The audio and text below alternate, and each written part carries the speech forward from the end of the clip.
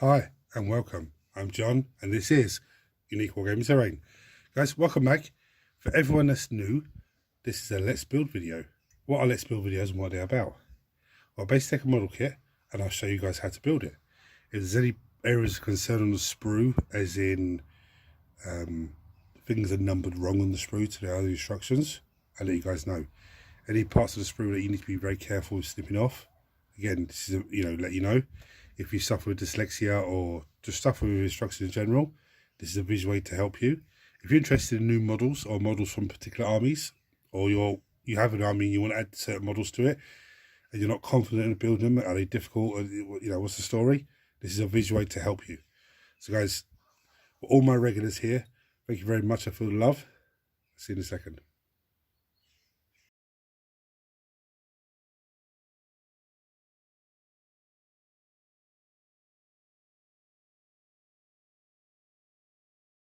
Right, so what am I building today? I'm going to build this lovely lady, Inquisitor Greyfax. Now this is from the Imperium Magazine. This is first of the character packs. Yeah, apparently there's 10 character packs. This is the first one. I'd imagine Booty Gilliman is going to be one of these. I'd imagine. So as always, let's have a look at her stat line because all of her information is in here. So you can only have one in your army, of course. She's armed with a master-crafted Condemnor bolt gun. Am I pronouncing that correctly? I don't know. Master-crafted power sword, frag grenades, crack grenades, psych out grenades. She has a movement of 6, weapon skill 3+, bliss skill 3+, strength 3, toughness 3, wounds 5, attacks 4, leadership 10, and 3+ armor save. She's an all-round nice little tasty character. Obviously it's master-crafted weapon, so you have to choose one profile or both. If you choose both, you're at -1 to hit from -1 from the attacker's hit rolls. The master-crafted bolt gun, 24-inch range, rapid fire 1, strength 4. So against the Space Marine, you're wounded on a 4, which is nice. AP -1, there's 2 damage a shot, but it's rapid fire 1. So then only if you're in half range, I think you're going to get rapid fire. And the other part of the master-crafted weapon is the Condemnor stake. Again, if I hope I'm pronouncing that correctly. 24-inch range, assault 1, strength 4.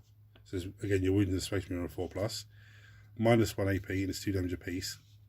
But each time an attack is made with this weapon profile is allocated to a Psyker model. That model's unit suffers D3 mortal wounds in addition to the normal damage as well, which is actually fantastic. She's got master-crafted power sword, which is a melee weapon, +1 to strength, so that makes her strength 4 in combat. So she again wounded off Space Marine on a 4+, but it's a -3 AP. So Space Marine will get 6 up armor save against that, and it's 2 damage apiece. With her 4 attacks, she could dish out quite a bit of damage to the unit of Space Marines. This is armed with psych out grenades. 6-inch range, it's a grenade D3, which is nice. And with strength 2, which is a AP 0 and damage 1. It's a blast weapon, so when resolving an attack made with this weapon against a psychic or demon unit, on the roll of a 6+, that unit suffers 1 mortal wound and the attack sequence ends, which is crazy. So she's got all of these abilities here. Authority of the Inquisitation, Quarry, Unquestionable Wisdom. Now I don't know what those rules mean because they're not on here, so I don't have the Inquisitor army, so I couldn't tell you. But she's under a Refractor Field, which gives her 5 up. So 5 up invulnerable save. She's Indomitable. Where denied a witch test is taken for this model, add 1 to the total. And I'm not even going to try and pronounce that word. Bloody hell.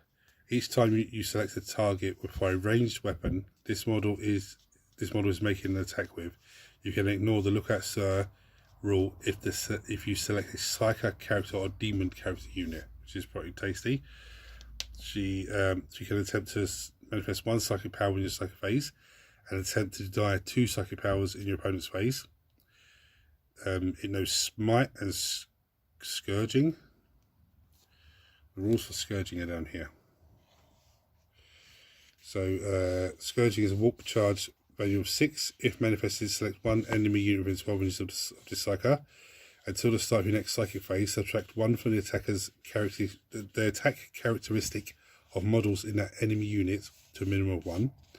Roll 2d6. If the total is equal to or greater than the highest leadership characteristic of that enemy unit, then until the start of your next psychic phase, when resolving an attack made by a model in that unit, subtract 1 from their hit rolls, which is quite tasty.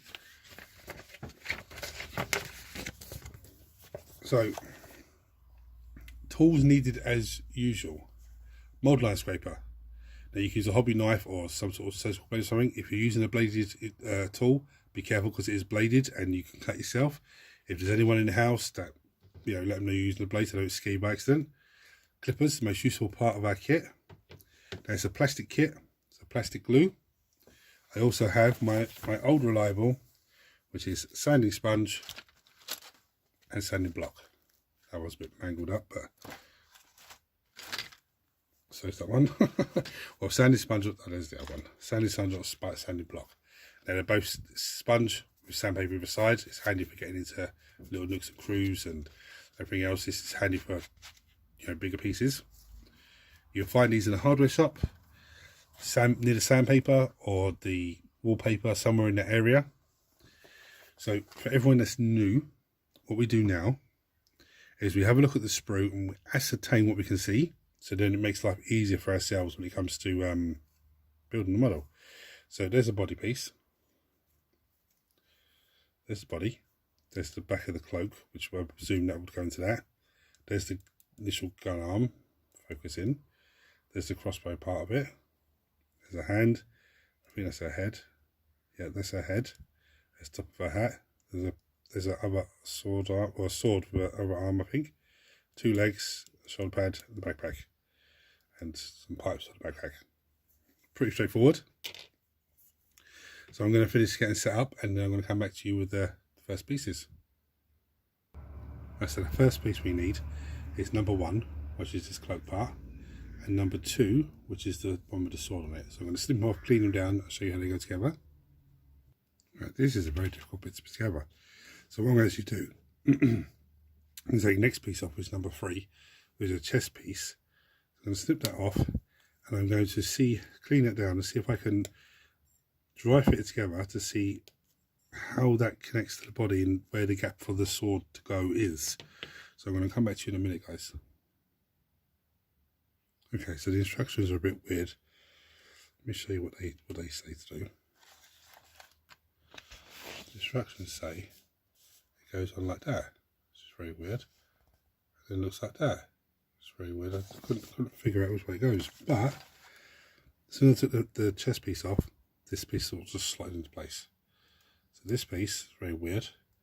Just slots in like that. Okay. So, and then this other piece then just goes over the top. So I'm going to glue them into place, and I'm going to come back to you for the next piece. Right, so the next piece needed is number 4 and number 5. So I'm going to snip those up, clean those down, and come back here and show you how they go on. That's very straightforward, as you imagine. This part is. There's a little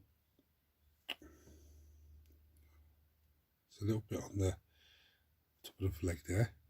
There's a little groove in there, and that just glues into there like so. And then this one just glues into that side. So I'm going to glue them into place and then come back to you for the next piece. So the next pieces that I needed are number 7, which is the gun arm, and number 8, which is the crossbow bit. Yeah, so number 7 gun arm and number 8 crossbow. I'm going to sit them down, clean them down and show you how they go together. This is very straightforward. So I've already put a bit of glue in there, as you can see. So the top of the bow just slots in there. Like so. So that's that. The next part we're going to need is number 6, which is our hand, and number 9, which is her shoulder pad. Okay, so I'm going to snip that off, clean it, and snip that off and clean it. I'll come back and show you how they go on. Right, so the shoulder goes up on here. There's a little bit sticking up. There's a little hole in that. That just sits on there. Okay. And the hand has a little hole. There's a little bit sticking on there. So it just glues on just like that. So I'm going to glue them into place and come back for the next piece. Right, so I'm going to glue our arm on. There is a little groove in there. There is a little groove just in there. And that's where that goes into. So I'm going to glue it into place and we'll come back for the next piece. Right, next piece we need is number 11, which is these little pipes. And number 10, which is our backpack. I'm going to snip them, clean them, show you how they go together. This is pretty straightforward. And there's 2 pipes here. The top one has a flat piece and the bottom has a little hole. There's actually a little bit glue on there, but there's a little nipple bit that sticks up because the top part's only half. So that just clips on there like so. I'll give you 10 points so you can guess where that's going. Right, so the next pieces that are needed, only 2 pieces are left, number 13 and number 12. So I'm going to snip those off, clean those down and show you how they go together. Right, so here it is, very simple. This circular disc just slips on over the top, just above my thumb there. There's a little bottom of the hat that sits onto. That just sits there. There she is, obviously comes a little bit more than that. But I'm going to glue that into place and I'm going to come back and show you how these 3 bits go together. So as you would have guessed, the head just slots in there, like so. Very, very, very Van Helsing, I would say. And the backpack, well, there's a little hole. There's a little pin on the back of her. There's going to be a little hole in the backpack. So that just sits on top of that.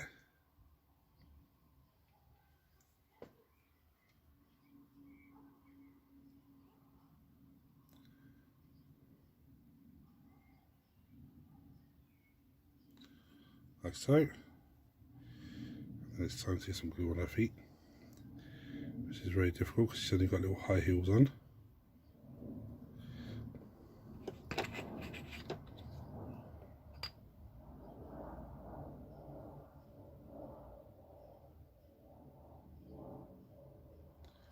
Of course she's not freestanding.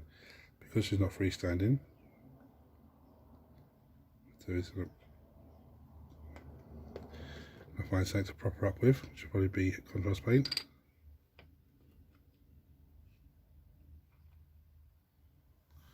Like so. And then what I do is I'll take the glue and I'll just run it by her feet, just to make sure, get a bit more point of contact.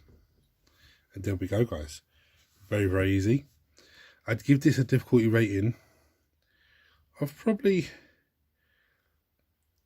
a 3 to a 4. And here's my reasoning. The first bit threw me off with the sword. Absolutely threw me off until I got the front body part off and dry fit all together and went, oh look, that's how it goes in. It's sort of just, I had the sword bit in the middle and I put the front bit on top and it's just slotted into place. And I was like, okay, that's how it goes. Apart from that, there's a few fiddly pieces. The hand is very fiddly on its own. The pipe's very fiddly, and the hat and the head were a little bit fiddly, but it's a human, so it's going to be fiddly. Apart from that, yeah, it's very, very straightforward. I'm delighted to have this Inquisitor Greyfax now, and she will be in the vote tomorrow, so don't panic, you will be able to vote on her if you want to. So guys, thank you for watching. If you're seeing this for the first time, and you're like, wow, this is quite good, I like this, subscribe to the channel, guys. It costs you absolutely nothing. Helps the channel in a massive, massive way, and turn your notifications on so you don't miss anything. I don't just do Imperium magazines, I do box sets that come out, I do, you know, a pile of shame that I work from as well. We do painting videos, well, I say me, I do painting videos here. there's battle reports. There's one scheduled for tomorrow. They do weekly Wednesday as well, which is a Q&A. And there will be terrain builds coming back soon. So, you know, subscribe to the channel, guys. Like I said, everyone smash the thumbs up button for me, because it just triggers YouTube to share this video on more and more people. The more people it shares with, the bigger this lovely community grows. And for everyone that's supported the channel for so long and just watch every video and comments on videos and everything else, guys, I love you so much. It means so much to me that you enjoy what I do. Until next time, guys, take it easy.